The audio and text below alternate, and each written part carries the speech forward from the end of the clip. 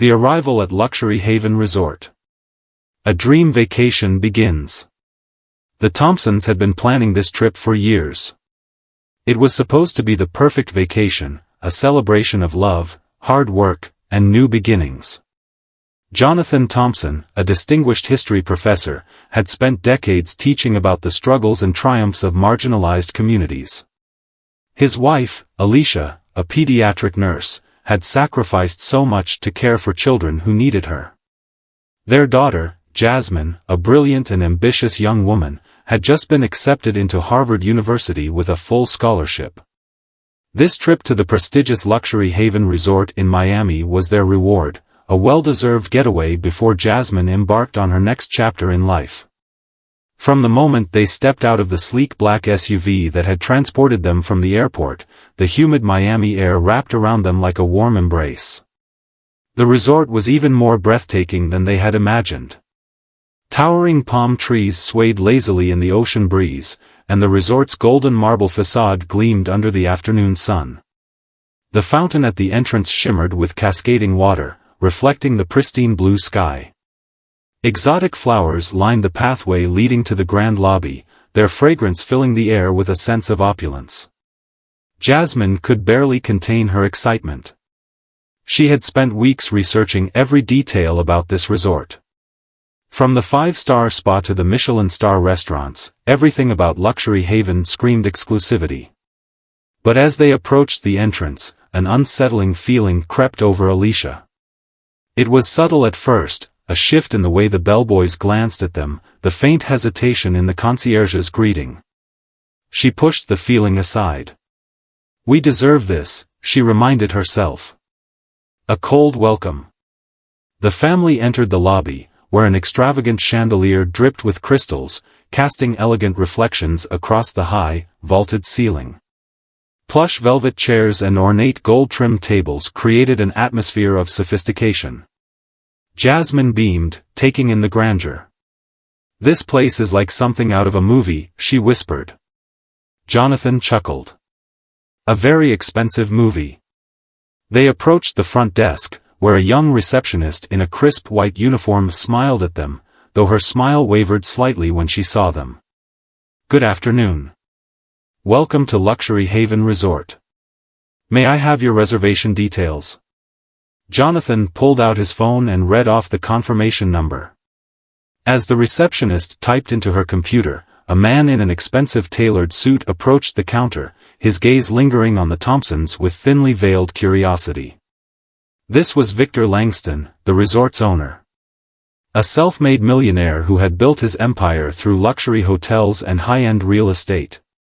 With his salt and pepper hair slicked back, a Rolex glinting on his wrist, and a permanent smirk of entitlement, Victor exuded arrogance. His keen, calculating eyes studied the Thompsons with suspicion.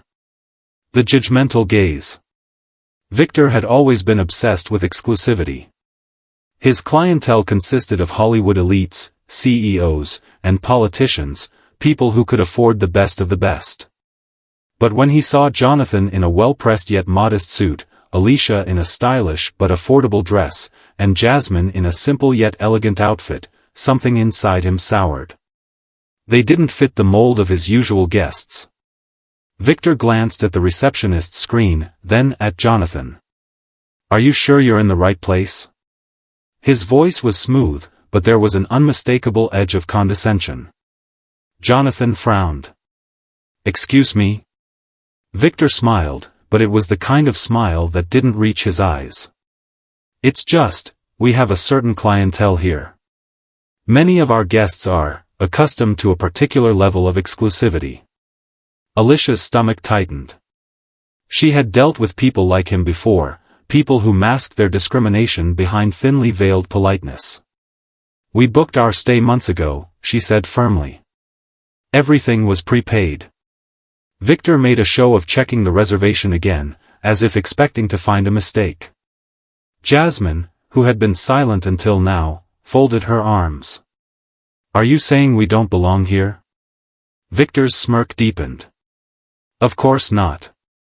I'm just saying, people here appreciate a certain level of refinement." Jonathan took a deep breath, willing himself to stay calm. We are refined. We are educated, hardworking, and we have every right to be here. So if you're done with the theatrics, we'd like our room keys now. Victor's smirk faltered for just a moment, but then he chuckled. Very well. But I hope you'll find your stay comfortable. There was something in his tone, something mocking, almost as if he knew something they didn't. As the receptionist finally handed over their room key, Jasmine whispered to her mother, "Did you see the way he looked at us? Like we were dirt." Alicia squeezed her daughter's hand. "Let's not let him ruin this trip. We're here to celebrate, remember?" But in the back of her mind, she couldn't shake the feeling that Victor wasn't done with them yet. The special treatment. As they made their way to the elevators, a young white couple arrived at the front desk. They were laughing and dressed casually in t-shirts and shorts, yet they were greeted warmly, handed their keys without hesitation, and offered complimentary champagne. Jonathan noticed. So did Jasmine. She clenched her jaw. So much for refinement. Alicia wrapped an arm around her daughter's shoulders. Ignore it, baby. But deep down, she was boiling. The wrong room. When the Thompsons arrived at their room, something was off. Instead of the spacious suite with an ocean view they had booked, they were given a smaller, outdated room facing a parking lot. The furniture was old, the carpet was worn, and a faint smell of mildew lingered in the air. This isn't what we paid for," Alicia said, her voice tight. Jonathan's jaw clenched. "They gave us the wrong room on purpose." Jasmine stormed toward the phone. "I'm calling the front desk." A bored voice answered after several rings. "Front desk. How may I assist you?" "This isn't the suite we booked," Jasmine said sharply. "Oh?" The voice feigned surprise. "I'm afraid there must have been a mix-up. Unfortunately, all our ocean view suites are fully booked." "That's impossible," Jonathan said, grabbing the phone. "We booked our room months ago." "Apologies, sir. We'll see what we can do. But for now, enjoy your stay." And then, the line went dead. The unspoken message. Alicia sat on the edge of the bed, feeling the weight of exhaustion and anger settle over her. This isn't a mistake. He did this on purpose. Jonathan ran a hand over his face. "We should demand a refund." Jasmine shook her head. "No. That's what he wants. He wants us to leave." Alicia looked at her daughter, so young, yet so aware of the world's injustices. "Then what do we do?" Jasmine's eyes gleamed with determination. "We stay. And we make sure he regrets ever treating us this way." Little did they know, fate had other plans, and Victor was about to learn a lesson he would never forget. The battle begins. A night of frustration. As night fell over the luxury haven resort, the Thompsons sat in their small, cramped room, their mood heavy with disappointment.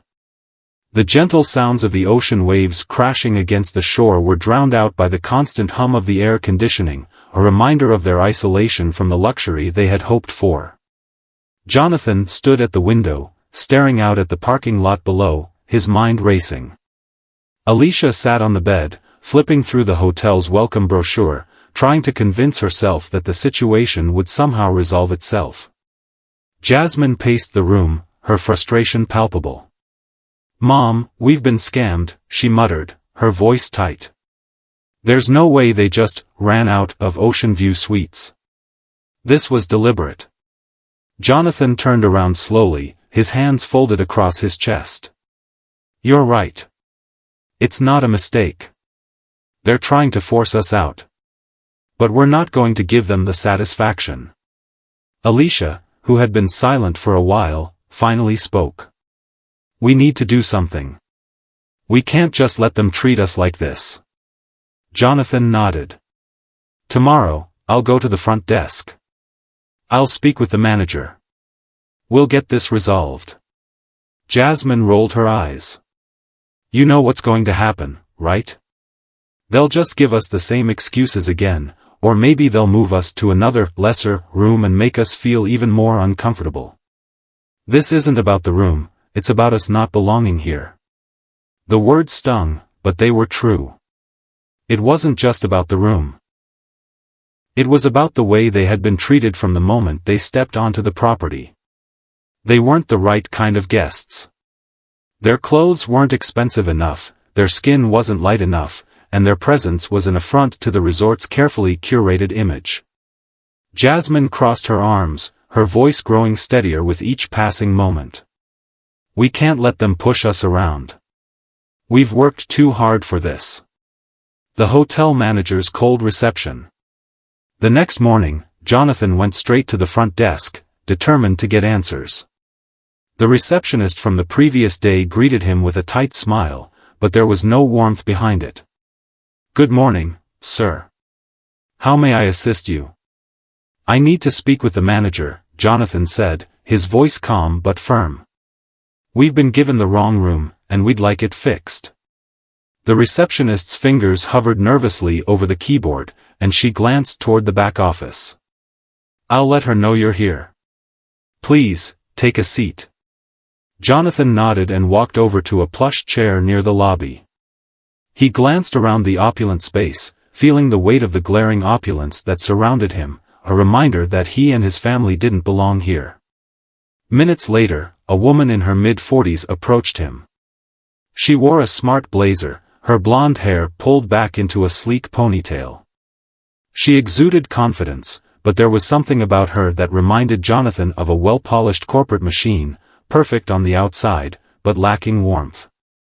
I'm Mary Ellis, the manager. I hear you've had some concerns with your room. Her smile was thin, almost calculated. Jonathan stood up, his frustration mounting. Yes. We booked a luxury suite months ago, and we were given a standard room with no view. We're not asking for anything special, just the room we paid for. Mary's eyes flickered, and she glanced at the front desk, where the receptionist seemed to be holding her breath. I see. Let me check our system and see what I can do. Jonathan nodded, and as she walked away, he couldn't help but notice the discreet glances exchanged between Mary and the receptionist. It was as if they were both in on something, a message he hadn't yet figured out. After several minutes, Mary returned, her smile slightly more strained. I'm afraid all of our Ocean View suites are fully booked for the remainder of the weekend, she said, her voice as smooth as ever. We can offer you a different room for the next 2 nights, but it's not an ocean view. Jonathan's temper flared. I don't want a different room. I want the room I booked. You're misrepresenting the hotel. This isn't about availability, this is about intentional discrimination. Mary's face remained expressionless, though her eyes hardened. Sir, I understand you're upset, but there's nothing I can do. The resort is at full capacity. Perhaps you'd like to reconsider your stay if you're dissatisfied. Reconsider my stay? Jonathan repeated, incredulous. You're asking me to leave because I'm dissatisfied? I'm not the one who made the mistake. The turning point, Jasmine takes action. Back in the room, Alicia and Jasmine were anxiously waiting for Jonathan's return. The air in the small space felt suffocating, and the tension had only grown with the passing hours. When Jonathan entered, his expression was one of quiet anger. They're not going to fix it, he said, his voice calm but laced with frustration. The manager gave me some line about full capacity, and that's it. They're not changing the room, and they don't care about our complaint. Jasmine stood up, her face flushed with determination. We can't let them get away with this. Jonathan sighed. I'm not sure what more we can do. Jasmine turned to her father, her eyes steady. I know what to do. We need to escalate this, and I don't mean talking to the manager again. Alicia raised an eyebrow. What do you have in mind? Jasmine pulled out her phone and quickly typed a message. We're going to make this public. If they won't listen to us as guests, then they'll listen when they see that we're not going to let this go quietly." Within minutes, Jasmine had posted a video of the family discussing their mistreatment in the lobby on her social media. She tagged the hotel, showing the discrepancy in the room they had been given compared to the luxurious suites they had been promised. "I'm going to let the world know exactly what's happening here," Jasmine said, her voice full of resolve. "I'll make sure it gets attention." The viral backlash. The video went live, and within minutes, it began to gain traction. Jasmine's followers shared it, tagged friends, and commented on the injustices they saw unfolding. By the time the hotel's PR team realized what was happening, it was already too late. The video had gone viral, and social media platforms were buzzing with support for the Thompsons. Comments poured in from all over the world, condemning the resort for its discriminatory treatment. #LuxuryHavenFail began trending on Twitter. Victor's response. Victor Langston, the owner of the resort, was not happy. He watched as his carefully crafted brand was being torn apart. He had built his empire on catering to the elite, and now, here he was, embroiled in a scandal that could ruin everything. He called Mary into his office, his face grim. "This is a mess," he muttered. "How did this happen?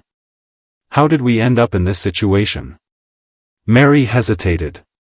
"They were given the wrong room, sir, but the situation escalated when they decided to go public. Now, it's gone viral." Victor's eyes narrowed. "I'm going to fix this. Immediately. We'll offer them a complimentary stay, but I need them to retract the post and apologize." Mary looked hesitant. "Sir, we've tried to fix this privately, but they seem determined." Victor's jaw tightened. "I don't care how determined they are. We'll make them regret this." The power shift. The social media storm intensifies. By the following morning, the public outrage over the Thompsons' mistreatment at Luxury Haven Resort had reached a fever pitch. What had started as a simple post by Jasmine had snowballed into a full-scale public relations nightmare for the resort. Thousands of people, many of whom had never set foot in the luxurious hotel, were now talking about the incident.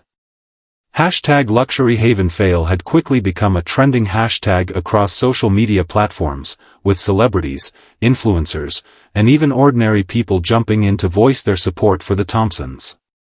Jasmine had become an unlikely hero in this growing social movement. Her social media presence exploded, her follower count skyrocketing with every passing hour. But amidst the surge of attention, she kept her focus on one thing: making sure the truth was heard. As she scrolled through the countless comments and shares, Jasmine felt a swell of pride but also a deep sense of urgency. This was no longer just about her family. This was about accountability. About showing the world that such treatment was unacceptable, no matter how wealthy or powerful the offenders might be. Victor's desperation. Back at the resort, Victor Langston was pacing back and forth in his private office, his face flushed with anger. The normally composed CEO of Luxury Haven Resort was beginning to lose his cool. He could feel the pressure mounting. His empire, which had taken decades to build, was now in jeopardy, all because of a single, seemingly innocuous complaint.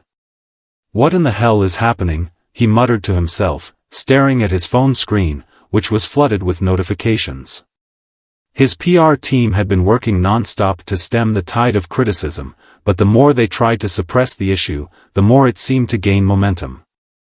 He had never imagined something like this could happen, especially not with a family of color. Luxury Haven was a prestigious resort, catering to the wealthiest individuals in society, and to think that someone had the audacity to accuse the hotel of racism was beyond him. Victor's mind raced with ideas of how to handle this. He needed to quell the fire before it spread any further.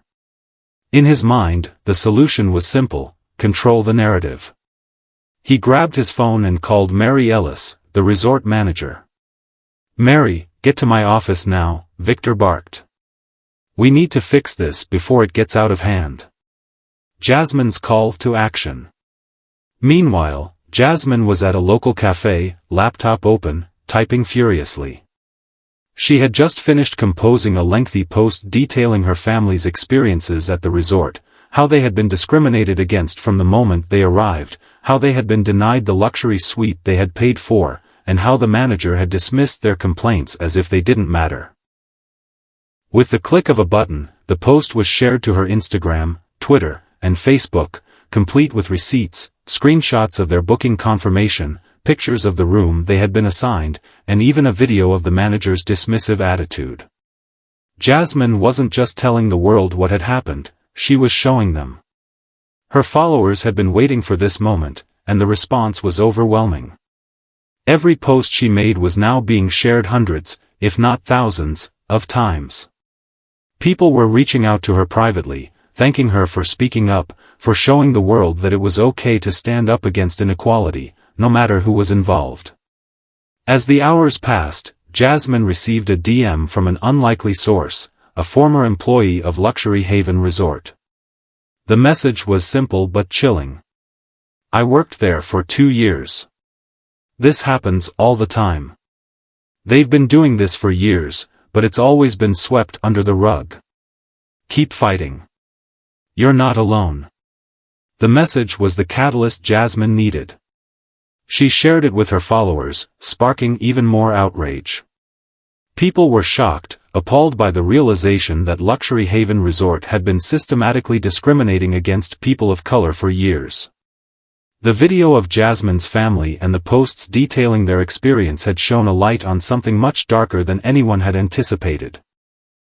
Victor's counterattack. As the day wore on, Victor had made up his mind. He could no longer afford to wait for this situation to blow over. It was clear that the public tide was against him. His next move would have to be calculated and swift. In his mind, the solution was obvious: he needed to personally address the situation. He would apologize for the incident, offer the Thompsons a complimentary stay, and promise that he would be investigating the issue further. It was a simple damage control move that he hoped would put the story to rest. But he also knew he had to take it a step further. The resort had a significant presence in the media, and Victor had connections. He called his PR team and instructed them to put together a formal statement, an apology, yes, but one that also portrayed the resort as a place of inclusivity and understanding, where such incidents were unacceptable and would be dealt with immediately. "Make it sound like we're doing everything we can to make this right," Victor said into the phone. "We need to show that we care, but also that we're not going to let one bad experience define us." The statement was prepared quickly, and within the hour, it was published across the hotel's social media accounts. It was an attempt to reclaim control over the narrative. The message read, "At Luxury Haven Resort, we take pride in our commitment to providing world-class service to all of our guests. The recent experience of the Thompson family is deeply concerning, and we are taking immediate action to investigate the situation.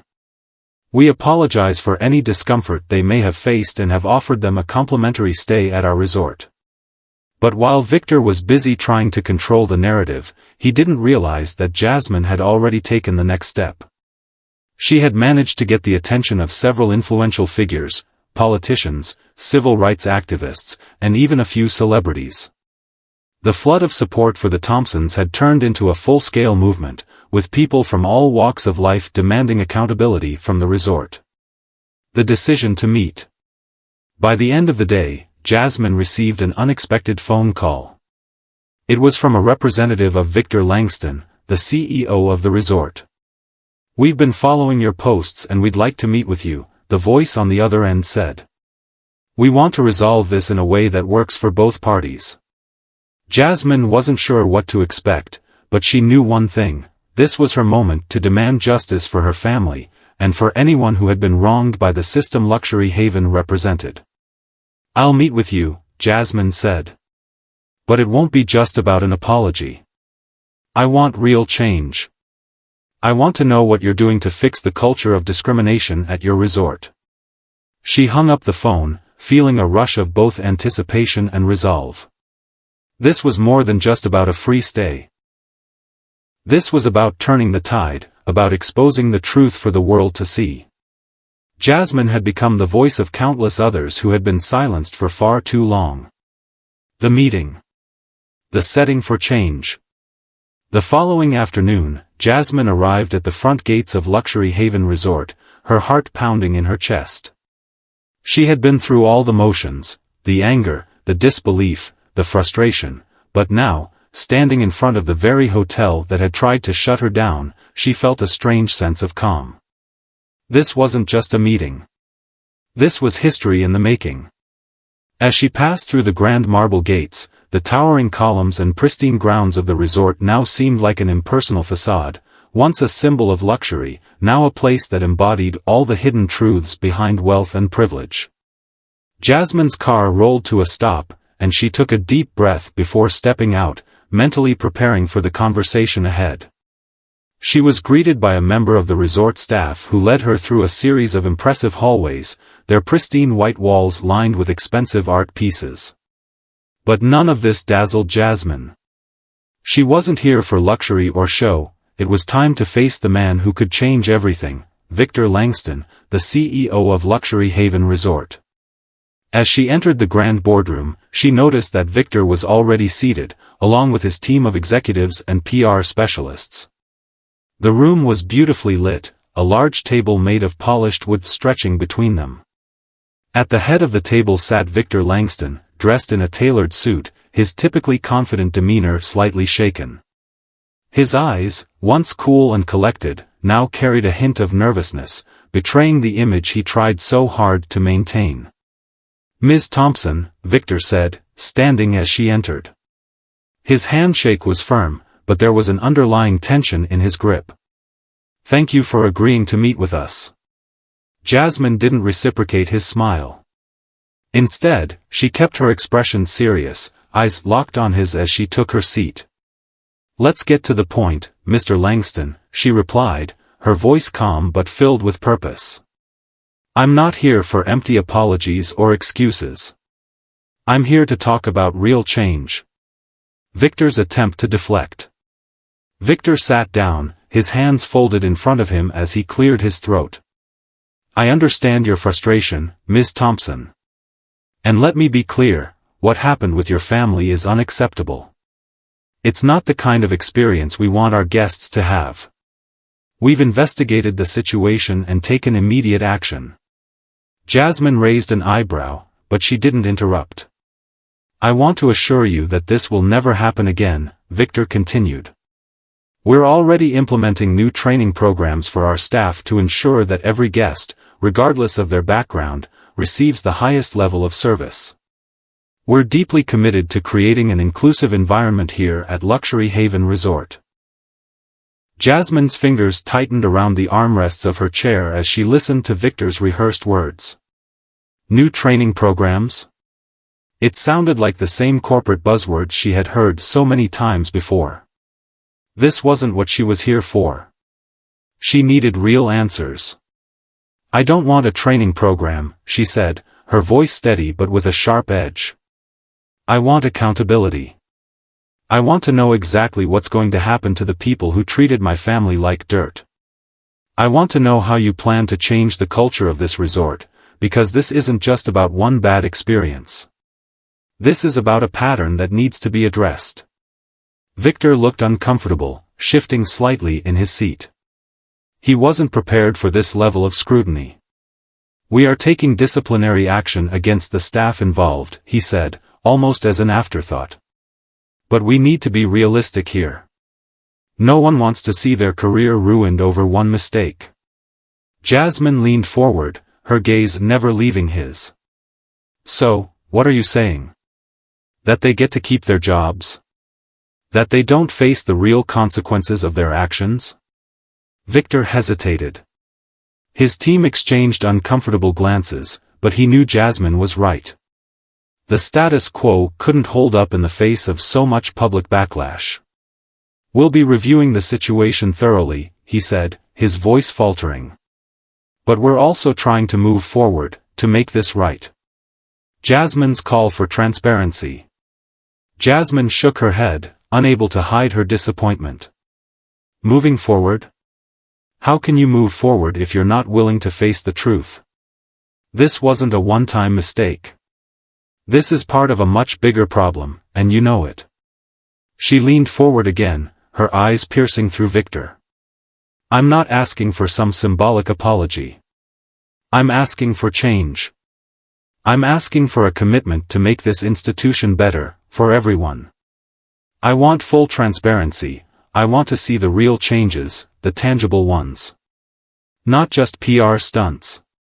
Victor swallowed, and his team remained silent. Jasmine could tell that his confidence was beginning to crumble.